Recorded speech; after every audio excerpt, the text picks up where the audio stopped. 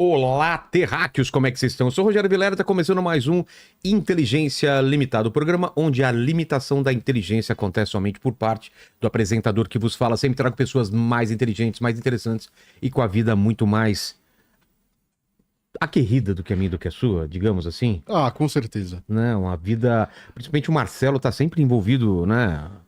Com Sim. guerras e problemas fora aqui do Brasil. Sim. Não é?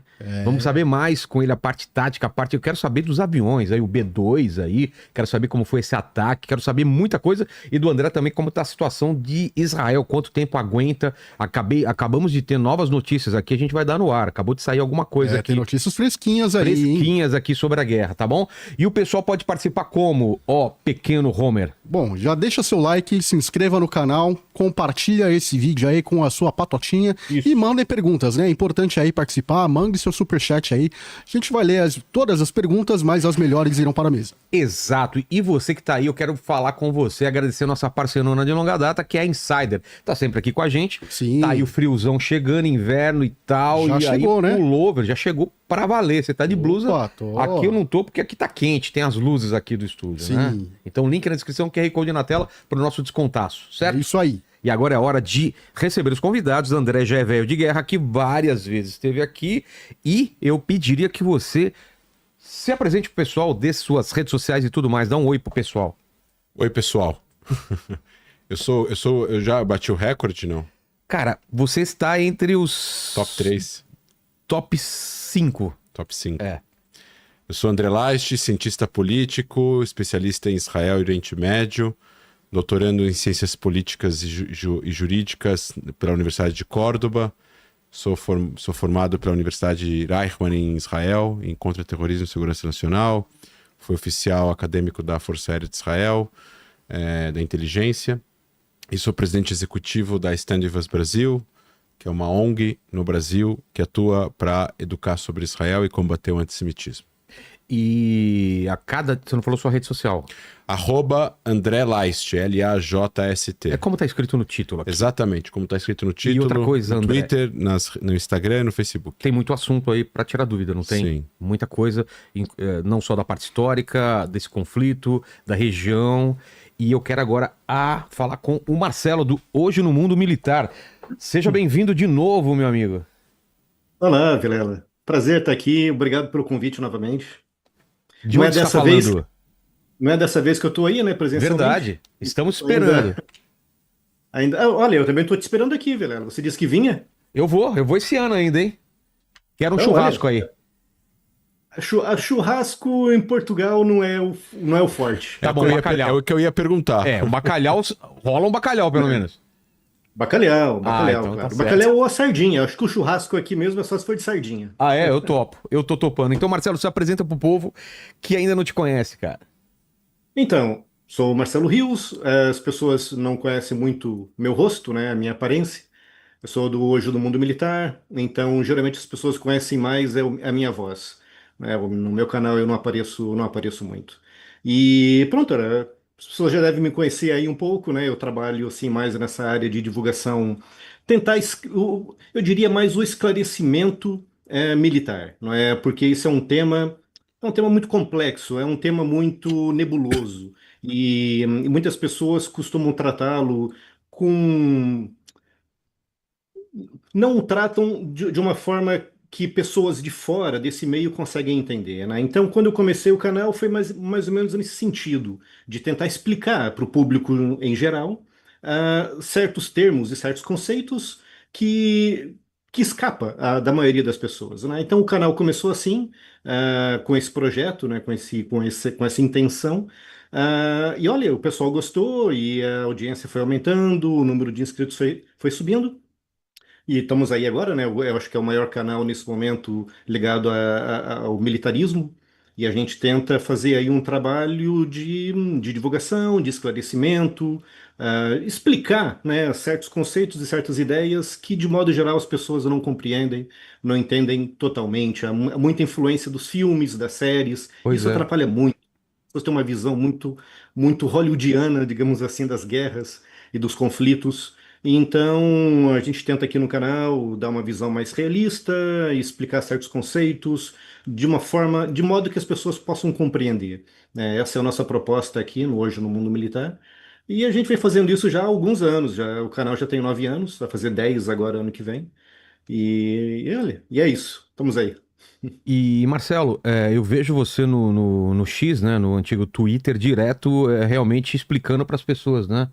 Porque as pessoas vêm com informação errada, ou às vezes cenas de jogos, ou fotos falsas, ou coisa de inteligência artificial, e você de cara você já fala, não, não pode, não é real por causa disso, o que está acontecendo realmente é isso, e a guerra de informação hoje em dia tá complicado, né? É complicadíssimo, Vilela. E ainda mais agora, e você até falou aí, tocou num tema, tá revolucionando isso, que é a inteligência artificial, né? Hoje em dia você já cria vídeos, você coloca o Putin falando coisas que ele não falou, você coloca o Trump falando coisas que ele não disse, que ele não falou. Então isso tudo realmente cria um nível extra de desinformação que até agora não existia. Até agora o que havia eram pessoas que colocavam um texto na internet e dizia, fulano disse isso, né? Aí você vai pesquisar e vê que o fulano não falou. Agora, o que você vê é o fulano dizendo tal coisa que não falou. É até você provar, né? Pois é, Não, calma, isso é inteligência artificial, isso não é realidade. Até você provar isso, aquilo já espalhou, né, por milhões de pessoas e tal. Então isso que você falou, Vilela, é um fenômeno que a tendência é piorar muito ao longo dos próximos meses e anos, porque essa pois tecnologia é. tá crescendo muito e está cada vez mais difícil de você acreditar em um vídeo, Ainda né? mais, Não, ainda não é mais não é nem esse. foto, Não, vídeo, né? os bombardeios noturnos são mais fáceis de você burlar, né?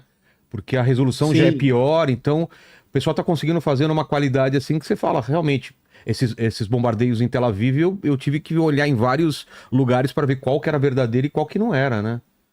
é verdade. Isso hoje também tem essa questão, né, de simulação de ataques. Eles mostram prédios caindo ou prédios É, sendo atingidos e dizem, olha, explodiu, aconteceu. Aí você vai ver, né? Não, calma, que não aconteceu, não é bem assim. Ou então é um vídeo antigo, porque hoje em dia, ô Vilela, há tantos vídeos circulando em tantas guerras, né, Ucrânia, então há tanta coisa circulando que as pessoas pegam um vídeo de há 3 ou 4 anos atrás e dizem, olha, aconteceu agora. Aí você tem que ir lá ver e dizer, olha, não aconteceu, isso é antigo, né? E, portanto, é pois é, um, é um nível novo de desinformação, Vilela. É pois uma é. coisa, é um fenômeno que a gente vai ter que encarar isso com muita seriedade nos próximos meses e anos, porque vai piorar bastante.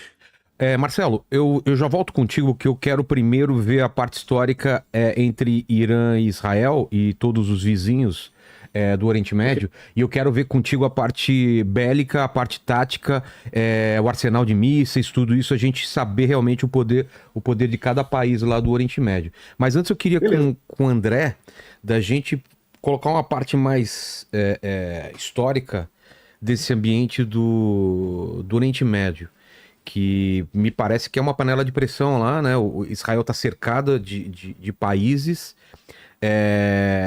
e eu não sei se é a primeira vez que existe um embate direto entre Israel e Irã, porque o Irã, pelo que a gente vê, ele sempre se usa de grupos terroristas para atacar Israel ou seus inimigos. Essa é a primeira vez de uma guerra direta entre esses dois países. Dá para você dar um contexto geral entre Israel e Irã? Qual é a treta entre os dois? O primeiro, Marcelo, prazer estar com você aqui ao vivo. Conhecia já? Já conhecia, já André, segui a página, mas nunca tinha participado aqui com ele. Então, prazer aí, Marcelo. Parabéns aí pela. prazer, André. Eu também acompanho muito o seu trabalho. E olha, eu até te mandei uma mensagem privada depois no X, dá uma olhadinha. No X, tá, vou dar uma olhada. É, É, respondendo tua pergunta do fim, Tá. pelo fim dela, a gente teve no ano passado, pela primeira vez, um ataque direto do Irã contra Israel e dois ataques diretos de Israel contra o Irã. O primeiro ataque de Israel contra o Irã foi uma coisa muito superficial e singela, que foi Israel atacou um radar de uma bateria antiaérea do Irã, da defesa aérea iraniana na base nuclear de Natanz, eu acho. Só. A segunda vez foi depois que o Irã atacou Israel pela segunda vez. E depois, essa segunda vez, que eles lançaram 200, 300 mísseis, Israel avisou que atacou o Irã. Eles efetuaram aí uns 35 alvos foram alvejados no Irã. E voltou, e o Irã disse que ia responder e nunca respondeu, né? Então essa foi a primeira vez que Israel abertamente atacou o Irã, anunciou que atacou o Irã, destruiu alguns alvos bastante sigilosos e até estratégicos do Irã neste ataque do ano passado. Desta vez é diferente, dessa vez teve uma guerra. A gente pode chamar que teve um conflito armado entre os dois países de 12 dias, né? Como que se estabelece quando é guerra e quando não é? Você sabe esse limite? O país anuncia que está em guerra com outro país e o outro país anuncia que está em guerra, né? É uma questão até jurídica, para você ter formal, uma ideia. né? Em Israel, as pessoas, o governo declara que está em guerra. Então, se, por exemplo, alguém morre, ou você tem uma destruição de um edifício, de uma casa, ou de um carro, qualquer coisa que acontece, feridos, soldados civis, o tipo de indenização que o Estado dá para essas pessoas, se é guerra, é diferente de ser uma operação militar. Seria mais um conflito de atrito e tudo mais. Uma guerra é outro nome bonito que nós damos para conflito armado, né? Armed conflict, em inglês. Então, entre Israel e Irã desta vez Israel saiu e anuncia o nome da operação. Existia um nome essa operação, mas não deixa de ser uma guerra Irã-Israel de 12 dias. Pode ser chamado de Guerra dos 12 Dias, que nem teve a Guerra dos 6 Dias em 67, que parece ser parecido, né? Porque Israel também fez uma ação preventiva contra o Egito, contra a Síria, depois que eles fecharam o Estreito de Tirã, que é fechamento do Mar Vermelho para os navios israelenses. Eles estavam se planejando atacar Israel ao meio-dia, Israel atacou eles às 6 horas da manhã. Então, é de fato uma guerra direta. Só que esta guerra que Israel lança na sexta-feira retrasada é um resultado de décadas de ações que o Irã fez. Pois não começa há 2 semanas atrás. Então, por isso que muitas pessoas falam assim, não, mas Israel atacou o Irã, começou um conflito, invadiu a soberania do Irã, então é ilegal perante a lei internacional. Mas o Irã tem... Se existe o direito de defesa na Carta da ONU e nas convenções internacionais, quem decidiu que este ato de Israel foi o ato... foi o Marco Zero? Porque não é o Marco Zero. O Marco Zero é muito antes. O Marco Zero é todas as ações que o Irã fez nos últimos 46 anos ao apoiar grupos terroristas, a fazer com que esses grupos terroristas ataquem Israel, e aí as pessoas falam, não, mas não é o Irã atacando Israel, é o grupo que está lá em Gaza, é o grupo que está lá no Líbano, é o grupo que está lá no Iêmen. São os Houthis, então é muito confortável, é muito confortável, né, para o governo dos ayatolás atacar Israel via Iêmen e não receber a retaliação que está prescrita na Carta das Nações Unidas de Direito de Defesa. Então eles... Todo país tem o direito de... Se você é atacado, com certeza. Aí, obviamente, sua defesa tem que ser proporcional, alvos militares e tudo mais. Mas os Houthis não são um governo legítimo do Iêmen. Lutam uma guerra civil contra o governo sunita do Iêmen. São armados e financiados pelo Irã. Os mísseis balísticos que o Iêmen tem são iranianos. É a mesma arma que tem no Irã, tem no Iêmen. O know-how, os ensinamentos, a mesa de controle, todo o sistema de lançamento dos mísseis que o Iêmen manda para Israel são do Irã. Então por que as pessoas não olham para isso e falam assim, é o Irã que está atacando Israel? Então é muito confortável, por causa dessa brecha na interpretação da lei internacional, de um Estado usar atores não estatais para atingirem os seus inimigos e não receberem a retaliação. É chamada proxy war. Isso, guerra por procuração. E aí eles não recebem. E aí se alguém ataca eles, em vez de atacar os grupos, vocês estão violando a minha soberania. Então, aqui tem duas violações, né? A primeira violação, eles estão violando, esses grupos estão violando, são atores não estatais. Os atores não estatais apoiados, financiados, e assim, o Irã nem esconde isso. O Irã não esconde que eles apoiam esses grupos. Ah, não? Não. Nunca negaram? Não, eles recebem essas pessoas no Irã, eles recebem os lideranças no Irã. Já teve congressos que eles receberam o líder do Hamas, o líder do Hezbollah, o líder dos Houthis. Se você for ver a posse do atual presidente, quando depois que o Raisi morreu no acidente de helicóptero, que tá lá aquela famosa foto que botaram o Alckmin lá do lado também, sentado, tá o líder do Hamas, o líder do Hezbollah, o líder dos Houthis e o líder da Jihad Islâmica e o Alckmin do lado, entendeu? Sim. Então, Inclusive, daquela foto lá, foram eliminados todos. todos eu não sei se o dos Houthis não foi ou não foi, acredito que não, e o da Jihad Islâmica não foi. Vê essa foto você acha do Alckmin. O secretário-geral da Jihad Islâmica acredito que não foi eliminado, mas o do Hezbollah foi, o do Hamas foi, o Ismail Haniyeh, o do Hezbollah que estava lá também foi eliminado. Então, assim, isso é uma situação que a gente vive hoje em dia no mundo em 2025, que é um problema para os países. Porque, por um lado, você tem a lei internacional nua e crua, onde muitos países, principalmente ditaduras religiosas e tudo mais, não obedecem à lei internacional, não se importam com compromissos diplomáticos, documentos assinados, multilateralismo. Eles não se importam com isso. Eles vão... Quando serve o propósito deles, eles vão e fazem. Quando não serve, eles não fazem. Então, assim, em que momento, nos últimos 2 anos, o Irã se importou com a lei internacional? Em que momento o Irã está respeitando o multilateralismo? Em que momento o Irã está sendo sincero? Aí, de repente, ele recebe um ataque preventivo gigantesco da maior força aérea da região, com um nível de inteligência Absurdo. ultramente avançada, enganam as lideranças militares, com uma reunião da Força Aérea e da Defesa Aérea deles falsa, onde estava 30 pessoas, 20 pessoas, todas são eliminadas no mesmo local. Praticamente todas as lideranças militares das guardas revolucionárias, do setor de inteligência aérea, do setor de tecnologia militar, do setor de mísseis, de pesquisa aeroespacial iraniana, todos são mortos de uma vez só na sexta-feira de manhã. Então, quando eles recebem esse ataque, eles falam, não, isso é uma violação da soberania iraniana. Sim, Israel invadiu a soberania iraniana, mas o Irã tem invadido a soberania israelense há décadas. Ou o Hezbollah ter feito o que fez em 2006, ou no dia 8 de outubro de 2023, não é uma violação da soberania de Israel.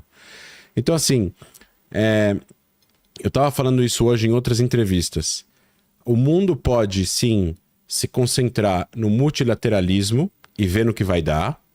Foi tentado a diplomacia e o multilateralismo com o Irã durante 30 anos, não surtiu resultado, foi avisado e foi avisado inúmeras vezes o que eles estavam fazendo. E eles continuaram fazendo, sob sanções econômicas, com dificuldades econômicas, prejudicando a própria população, e eles continuaram fazendo. A questão, e acho que a questão mais importante aqui, que as pessoas precisam entender é o seguinte: mas os países não são soberanos para fazerem o que bem entenderem? Sim, os países... Internamente, você está falando. Internamente. Os países são soberanos. O que resultou, e a gente vai voltar daqui a pouco para a história, o que resultou na revolução, esse governo atual iraniano, que é reconhecido pelo mundo, porque o mundo tem uma relação com o Irã, foi um golpe militar. Um golpe religioso militar. Eles tomaram o poder. Tomaram o poder de outro regime autoritário, mas tomaram o poder. Não foram eleitos e tal. Então a gente tem uma situação de um governo que se impôs pela força há 46 anos. Esse governo, assim como outros governos que tem nessa região, estão lá, têm os seus exércitos, fazem seus treinamentos, têm as suas armas. Mas o que o Irã faz é que ele destoa na sua forma de agir em relação o que sai das fronteiras do Irã. Então, a Revolução Islâmica, ela exporta a revolução.